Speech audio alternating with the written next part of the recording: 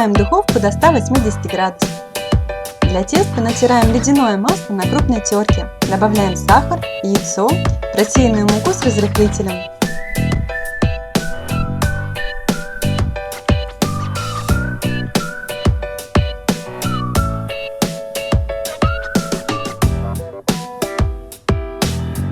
Замешиваем тесто руками.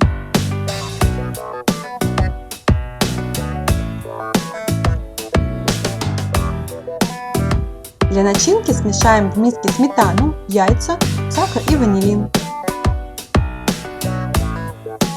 Взбиваем миксером или венчиком до однородности.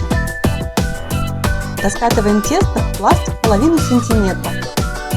Переносим в форму для запекания, распределяем по форме и делаем высокие бортики, примерно 3 см. Выливаем начинку в тесто. Должно получиться так, что бортики будут выше, чем начинка. И убираем в разогретую духовку на 45-50 минут. Приятного аппетита!